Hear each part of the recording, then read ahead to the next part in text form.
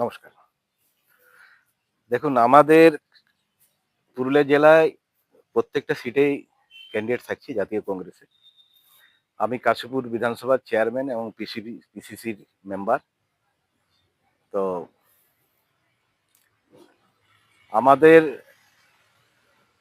জাতীয় কংগ্রেসের প্রার্থী হয়তো আজকে, যেহেতু কালকে ঈদ ছিল, এই জন্যে আজকে হয়তো কিছু ঘোষণা হবে। প্রদেশ কংগ্রেস থেকে, এআইসিসি থেকে আমাদের পারমিশন হয়ে গেছে। 294 আসনে আমাদের লড়াই করছি। এরপরে আজকে যদি আমাদের কাশীপুর বিধানসভা এবং জেলার যদি ঘোষণা হয়ে যায়, আমরা কাল থেকেই ময়দানে নেমে যাব। প্রথম কাজ থাকবে আমাদের কাশীপুর বিধানসভার, যদি আজকে ঘোষণা হয়ে যায় তো কালকে বিধানসভার একটা মিটিং রাখবো সকালবেলায়। তারপরে থেকে আমরা লেখালেখি এবং ক্যাম্পেনিংয়ে সমস্ত কর্মীদেরকে নিয়ে, নেতাদেরকে নিয়ে আমরা স্বতঃস্ফূর্তভাবে অঞ্চলে অঞ্চলে, বুথে বুথে আমরা ক্যাম্পেনিং করতে যাব। পুরুলিয়া জেলায় ৯টি বিধানসভা। আপনারা কি প্রত্যেকটি বিধানসভায় প্রার্থী দিতে পারবেন? অবশ্যই প্রার্থী আমাদের 9টি বিধানসভাতেই থাকবে। এবং আপনাকে আমি বলে দিচ্ছি, আমাদের যারা প্রার্থী থাকবে সেখানে কোনো বিক্ষুব্ধ বলে কোনো এই তৃণমূল আর এই বিজেপির পাড়া, এই জিনিস আপনি দেখতে পাবেন না পুরুলিয়া জেলায় এবং সারা রাজ্যে।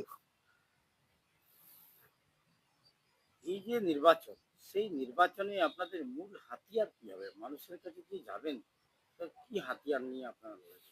দেখুন, আমাদের মূল হাতিয়ার হচ্ছে জনগণের কাছে এটাই আমরা বলবো যে দেখুন, তৃণমূলকেও 15 বছর দেখলেন এই রাজ্যে কেমন আপনার মাননীয়া মুখ্যমন্ত্রী মমতা ব্যানার্জি একদিকে শিক্ষা দুর্নীতি, একদিকে স্বাস্থ্যর দুর্নীতি, এমন কোনো আপনার দপ্তর নাই যে দুর্নীতি ছাড়া আপনার ওটা উম, চলছে। প্রত্যেকটা জিনিসেই দুর্নীতি। বিজেপি মানে পশ্চিমবাংলাকে একটা পরিবেশ নষ্ট করতে এসেছে। সারা ভারতবর্ষে বিজেপি এখন কিভাবে চলছে, বিহারের নির্বাচন দেখলেন। হ্যাঁ, এবং আপনার সারা ভারতবর্ষের যে বিজেপির রাজনীতি চলছে আক্রোশী মনোভাব নিয়ে, হ্যাঁ, কংগ্রেস মুক্ত ভারত গড়িবার জন্য জনগণ এখন মোদিজির এই ভাওতাবাজি সমস্ত কিছু বুঝে গেছেন। তৃণমূল কংগ্রেস একাধিক ভাতা নিয়ে মানুষের মন জয় করার চেষ্টা করছে, সেখানে আপনারা কি বলবেন? দেখুন, মাননীয় মুখ্যমন্ত্রী এই 15 বছর পরে এত বেকার ভাতার মনে পড়ল, সেটা ভোটের মুহূর্তে। ভোট 1 মাস আগে ওনার ভাতা, যুবদের ভাতা মনে পড়লো, সিভিক পুলিশদের আবার 2,000 করে বোনাস মনে পড়লো। কেন, আমরা তো জানি যে বোনাস সাধারণভাবে আমাদের পশ্চিমবাংলায় দুর্গাপুজোর সময় হয়। আজকে ভোটের প্রাককালে উনি বোনাস দিচ্ছেন। এবং যুব যে 80 লক্ষ যুবরা যে আজকে অ্যাপ্লিকেশন করেছেন, তার ভিতরে ধরিলেন আপনি, আমাদের কাছে যা খবর, যা আমাদের কাছে ডাটা, তাতে এখন 10%ও যুবরা এখনো পায়নি। তো আশা করছি যে এইটা শুধু ভাওতাবাজি, ভোটের বাদে যতটুকু দিয়েছে সেটাও বন্ধ হয়ে যাবে। কিন্তু লক্ষ্মীর ভান্ডারে তো বাড়িয়েছে। দেখুন, লক্ষ্মী ভান্ডার নিয়ে তো আর একটা সারা মানুষের সারা জীবনযাপন নয়। যতক্ষণ না এখানে আপনার ধরুন শিল্প হয়, মানুষের কর্মস্থান হয়, ততক্ষণ আপনি লক্ষ্মী সুস্থভাবে চলার পারা রাস্তা আপনি করতে পারবেন না। মূল কথা, ছোট বড় মাঝারি শিল্প করতে হবে, চাকরি আপনাকে দিতে হবে। আপনারা এই বিধানসভায় যদি জয়ী হন, তাহলে আপনারা মানুষের জন্য কি কাজ করবেন? দেখুন, আমরা তো আগে কাশীপুর বিধানসভা এবং পশ্চিমবাংলার জনগণ যদি আমাদেরকে আশীর্বাদ করেন, তো আমরা আগে দুর্নীতি মুক্ত সরকার গঠন করব। প্রথম হচ্ছে দুর্নীতি। এই যে দেখুন, যে দেশে, যে রাজ্যে কোনো দেশের সঙ্গে যদি শত্রুতা থাকে, তাহলে আপনি তার শিক্ষাতে দুর্নীতি ঢুকান দেন। শিক্ষা যদি দুর্নীতি হয়ে গেল, আর তাকে পরমাণু বোম আর বোম আর কোনো অস্ত্র তাকে দিয়ে বধ করিবার দরকার নেই। শিক্ষা ধ্বংস হলো না, স্বাস্থ্য ধ্বংস হলো।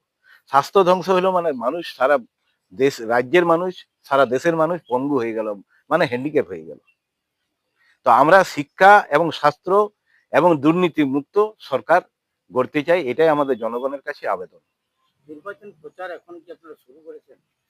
দেখুন, আমাদের নির্বাচন প্রচার এরকম হুইস ক্যাম্পেনিং চলছে, কিন্তু যেহেতু আমরা এখন ক্যান্ডিডেট আমাদের ডিক্লেয়ার হয়নি, তো মানুষের কাছে যেতে গেলে তো আমাদেরকে ক্যান্ডিডেটের নাম বলতে হবে। এই জন্য আজের পর থেকে, আজ যদি আমাদের ঘোষণা হয়ে যায়, তাহলে আমরা বিকাল থেকেই শুরু করে দেবো। আর বিকালে যদি ঘোষণা হয় তো কাল থেকেই শুরু করে দেবো। জয়ের কতটা আশা রাখছেন? 100%।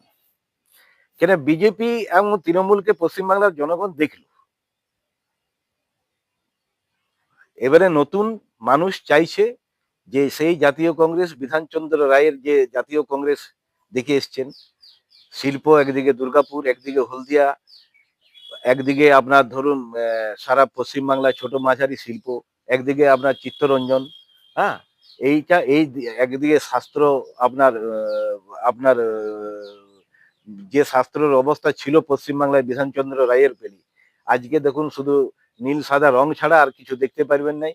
লিফটে মানুষ পেশেন্ট যদি উঠতে যাচ্ছে, তো ডাক্তারের কাছে যাবার আগে তিনি মারা যাচ্ছেন। মাননীয় ইন্দিরা গান্ধী ওই সময় প্রধানমন্ত্রী ছিলেন, উনি বললেন, আমাদের স্বর্গীয় সংসদ, যিনি এক কথায় আওয়াজ দিয়েছিলেন, দেবেন বাবু, 5 ফর পুরুলিয়া। ইন্দিরা গান্ধীকে বলেছিলেন উনি যে দেখুন আমাদের পুরুলিয়া জেলার কি দুরবস্থা। তখন উনি বলেছিলেন যে ঠিক আছে, আপনি আমাকে চলুন হেলিকপ্টারে করে সারা পুরুলিয়া জেলায় আমি ঘুরবো, দেখবো কি অবস্থা।